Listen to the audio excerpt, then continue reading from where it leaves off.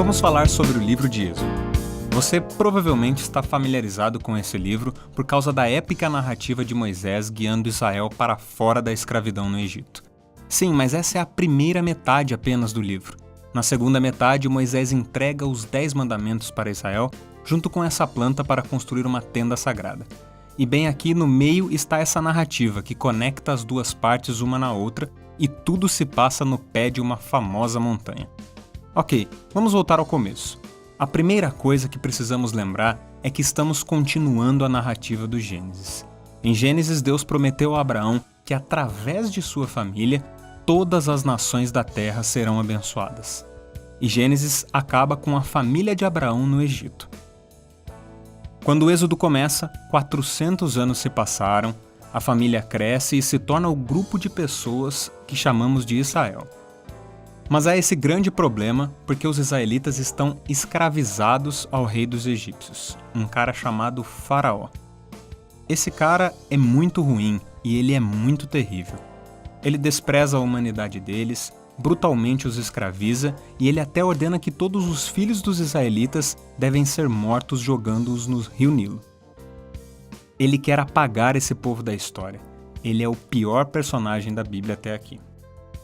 E é aqui que nos deparamos com uma israelita que quer salvar o seu filho. E assim, ela lança o seu próprio filho, mas a salvo nessa pequena cesta de palha.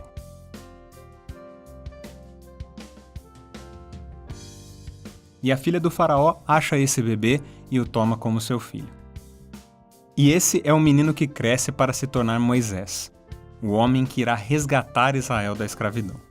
Assim, Moisés cresce e em um dia, mais tarde na sua vida, ele tem esse encontro muito interessante com Deus, onde ele se depara com um arbusto em chamas, mas que de fato não se consome. E Deus fala através do arbusto e escolhe Moisés como o homem que ele irá usar para libertar Israel.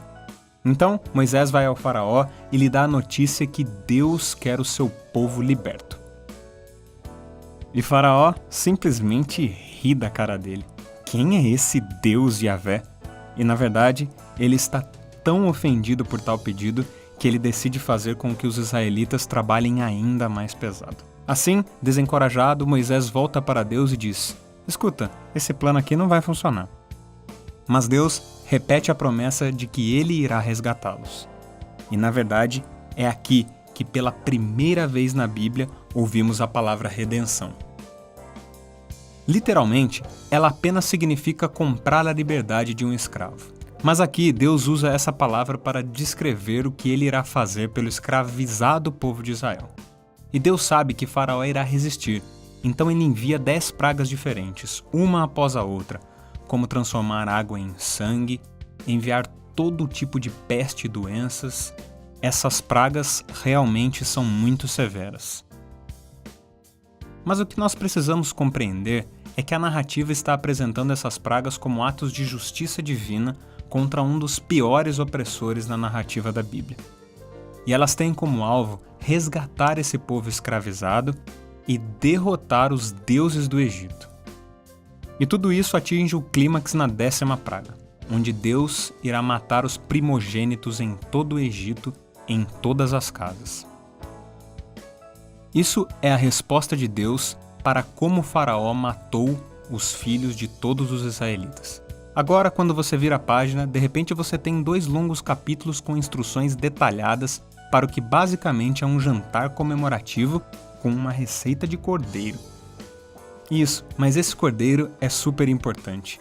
Deus diz aos israelitas para escolher e preparar um cordeiro para ser jantado. E eles devem pegar o sangue e pintar sobre a moldura da porta de todas as casas. E quem estiver naquela casa será poupado dessa última praga.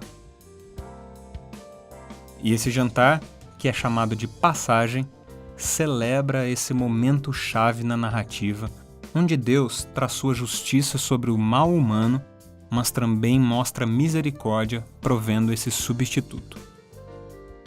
Essa última praga enfurece Faraó e ele demanda que Israel deixe o Egito, o que é perfeito. Mas de repente, enquanto eles estão de saída, Faraó muda de ideia ele tem uma mudança no seu coração. Mas além disso, também nos é relatado que Deus endurece o coração do faraó. Por que Deus iria fazer isso? Bem, o que precisamos lembrar é que, vez após vez na narrativa, Faraó decidiu endurecer o seu próprio coração. Então, a essa altura, Faraó não é apenas mau, ele se tornou monstruosamente mau. Até seus próprios conselheiros acham que ele foi longe demais. E, portanto, como Deus deveria lidar com uma forma tão extrema de mal?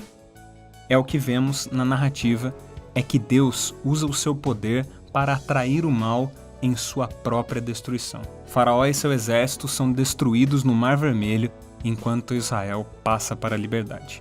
Após isso, encontramos a primeira canção de adoração na Bíblia, enquanto o povo louva a Deus por redimi-los.